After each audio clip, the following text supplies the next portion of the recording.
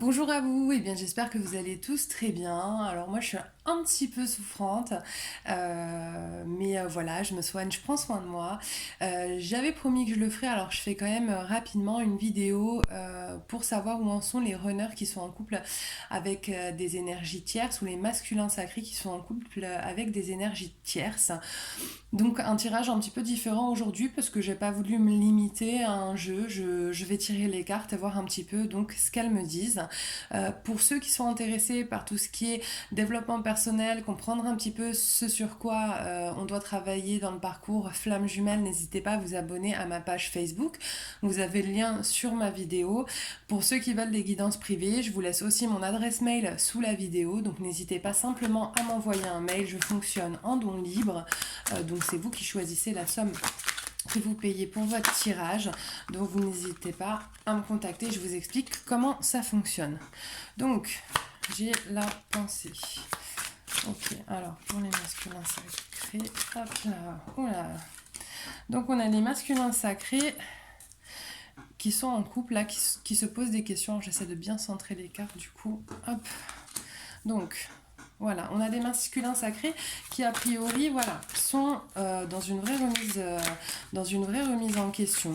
On sent qu'il y en a pas mal là qui ont conscientisé que le féminin sacré était une vraie source d'abondance. C'est-à-dire qu'en fait, ils sentent quand ils sont avec les féminins sacrés, en fait, qu'il se passe quelque chose de différent, qu'ils retrouvent une paix à l'intérieur d'eux-mêmes,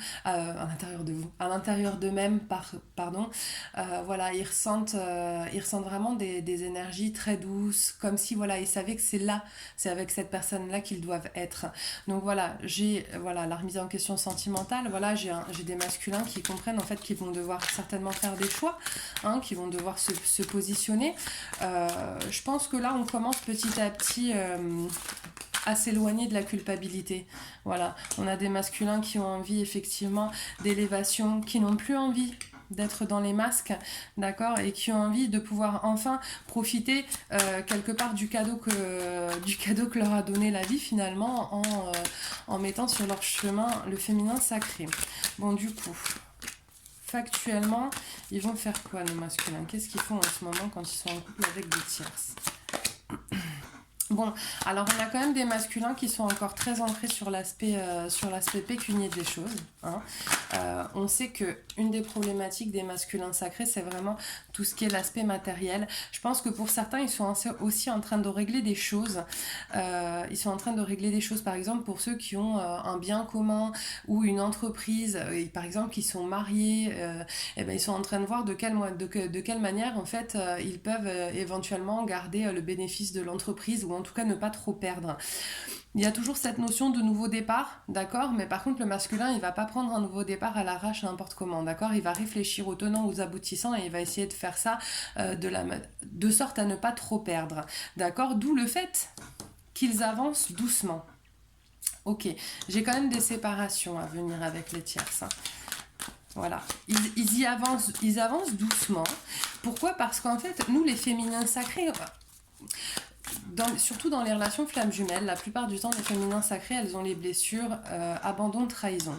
D'accord. Donc nous, on va être des impulsives. On va agir, voilà, pouf, coup de tête, ok, c'est bon, je suis sûre, je quitte tout, et on va, voilà, action, réaction. Mais on va pas nécessairement anticiper qu'on va perdre de l'argent, du matériel, etc. Parce qu'en réalité, nous, on n'a pas du tout cette attache au matériel. Eux l'ont. Donc, dans les choses qu'ils vont entreprendre, ils vont être beaucoup plus longs parce qu'ils ont peur, en fait, de perdre trop de matériel, hein. C'est quelque chose qui n'est pas encore complètement réglé. Donc d'où le fait en fait qu'ils avancent doucement vers la séparation. Donc là j'ai la carte du printemps qui sort. On pourrait penser que pour certains masculins là, il y aurait des séparations qui seraient à venir dans les 3 mois qui viennent. D'accord, ou au niveau de la période du printemps. En même temps, ça coïncide à peu près là pour le coup.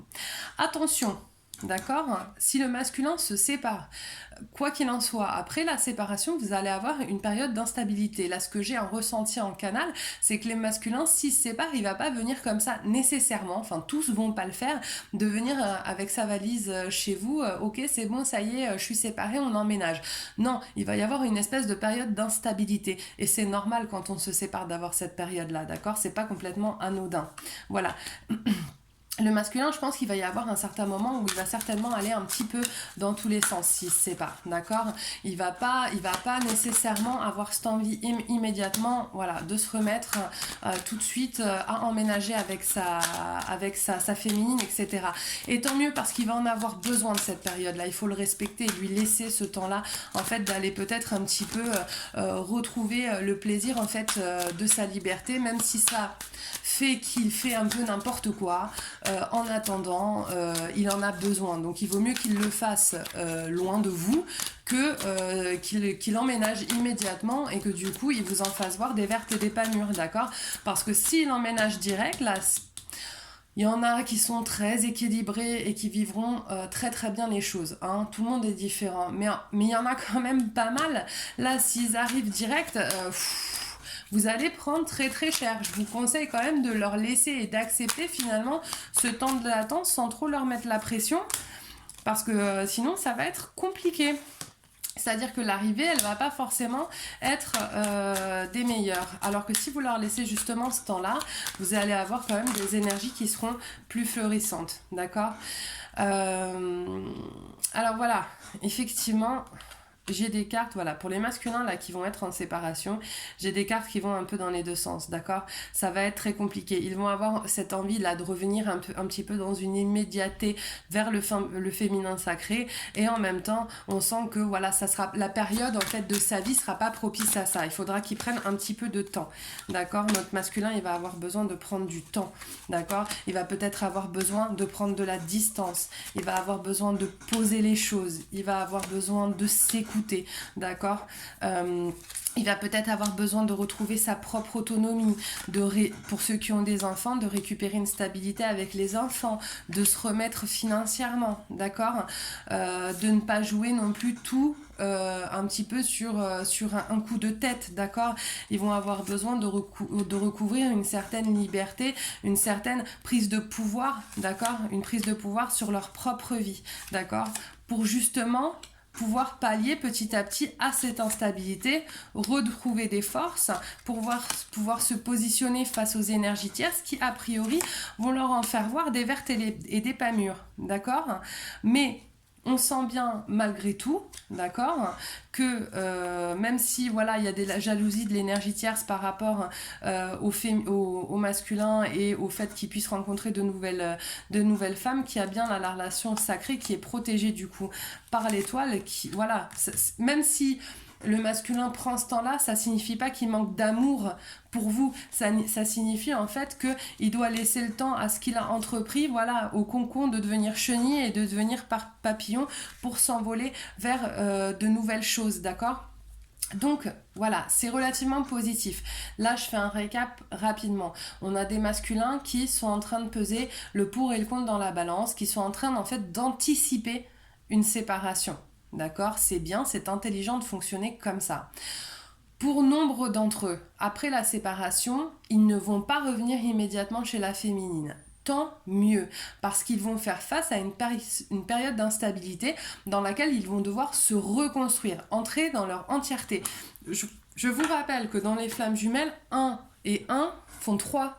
C'est-à-dire si la féminine et le masculin ne sont pas dans leur entièreté, d'accord, on ne peut pas être dans une réunion et une pré-réunion, d'accord, on va recommencer à entrer dans un cycle de montagne russe émotionnelle.